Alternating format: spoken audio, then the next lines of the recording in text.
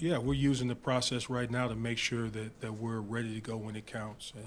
And right now, we're in the midst of that. The guys are working extremely hard. There's some things that we just need to do a little bit better as far as coordination, as far as all being on the same page, so we can really take advantage of the exceptional talent that we have to win one-on-one. So there's some areas that kind of took us out of being able to do our absolute best in that situation. I know what the guys are capable of, and they know what we need to fix and adjust, and we'll get there. Keep in mind, we've had 3 sacks in the first game, 3 in the second game, so we've gotten the quarterback on the ground from the guys who were in the first huddle all the way through the guys who were ending the game. But there's that first, third down of those obvious passing situations, we need to be ready to go there. Eric, is there a heightened sense of, I'm not sure if it's concern or urgency to settle that middle linebacker spot, given what we've seen as far as the rotation goes? Obviously, and that you're exactly right. And getting that position settled, because that's the primary communicator to the defense, what that means as far as that person making the adjustments and just kind of, having the entire defense revolve around him.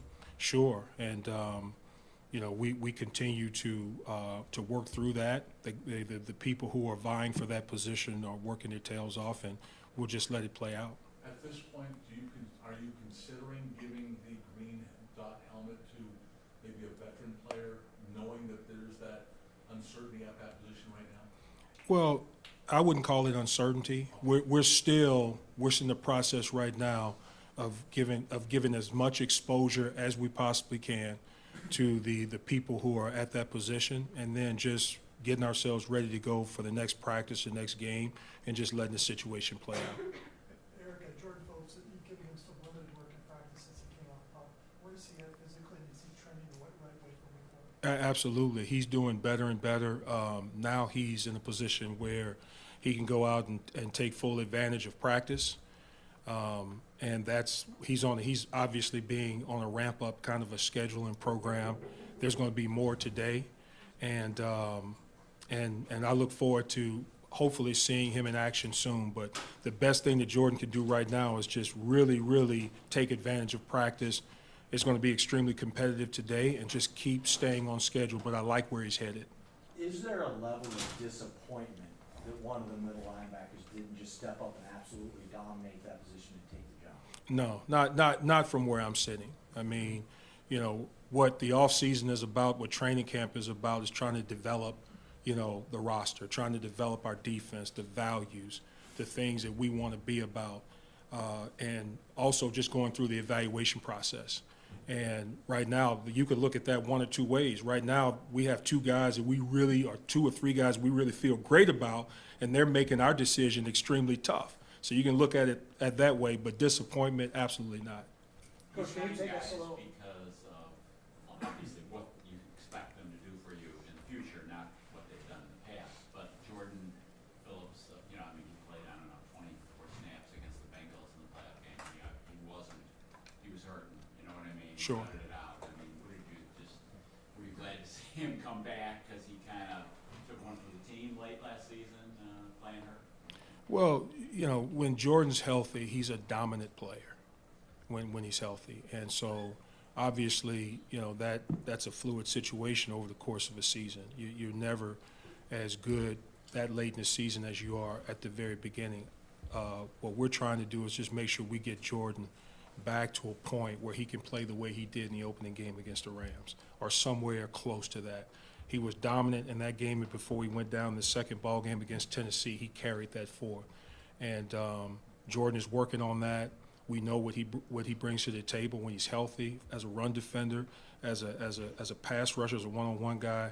And I'm just looking forward to getting him as close to that as possible, because I know that's what he wants and what it'll mean for the defense. The middle linebacker spot again, just to go back to that, Coach. So there's obviously the play of the player, and then there's the lining up and everything. What about the ability to still play fast, because you have to process all of that? Is that something that you have to make sure you work through with somebody who can call it, know it, and still play as fast as you want them to play without thinking about all that?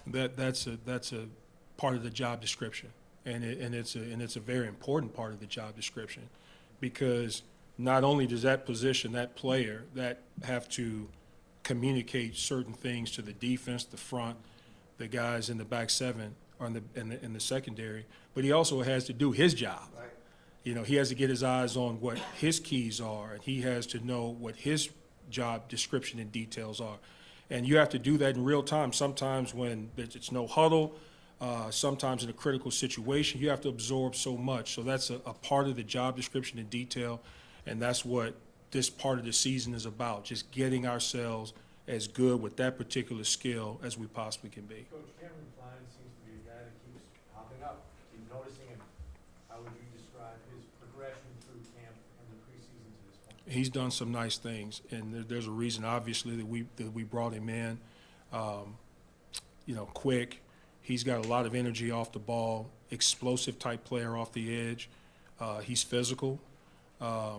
And I just like what he's done in the first 2 preseason ball games. Recovered a fumble the other night, you know, sacked the quarterback to end the ball game, and then a week ago shared a sack with DJ Dale. So he has definitely gotten my attention, and I just want to continue to watch what he does with more opportunities. Knowing he's got veterans ahead of him at his position, how much did last week's performance, particularly on special teams, help his case?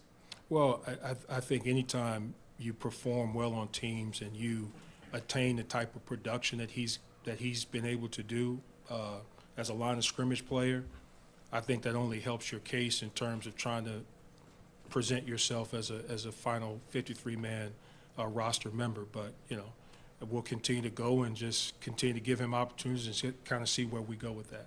Eric, where do you see Trey White, knowing that he was going to have to ramp up last season?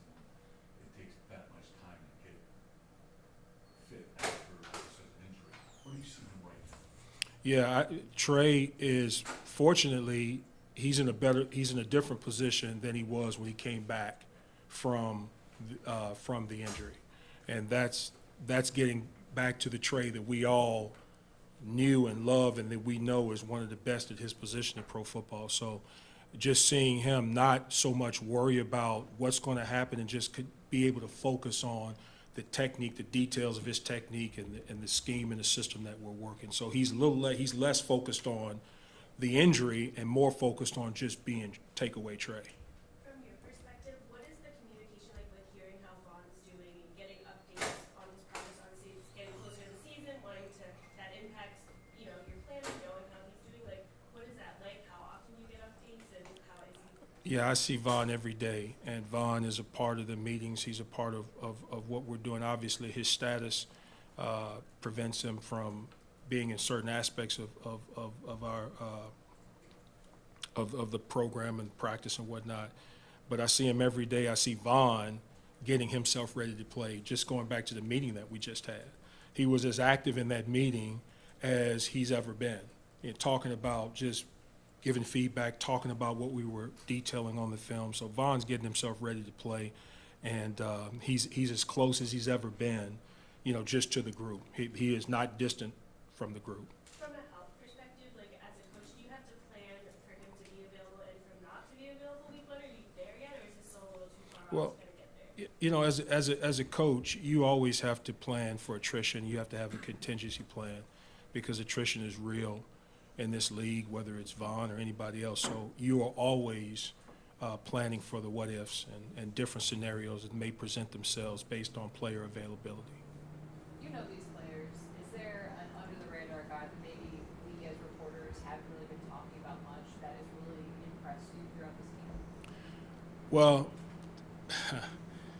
in the group that I'm responsible for, I think Kingsley Jonathan, I think he made a nice case for himself in the game last week. There was a unique circumstance. Normally we're able to rotate players in and out of the ball game, and due to, you know, injury situation, we had 4 guys left to play, player availability. And Kingsley just really, I mean, he did some nice things in the ball game. As a rusher, I mean, he got a sack in the game. He was physical at the point of attack. His effort to the ball, and that's tough when you don't have a fresh wave of 4 guys coming in the game to kind of bump for you. So I was really impressed with his mindset, his physicality, the energy, and he was oblivious in terms of how he competed to what the score was. he was just out there playing football as hard as he possibly could. So that was cool to see. Thank you.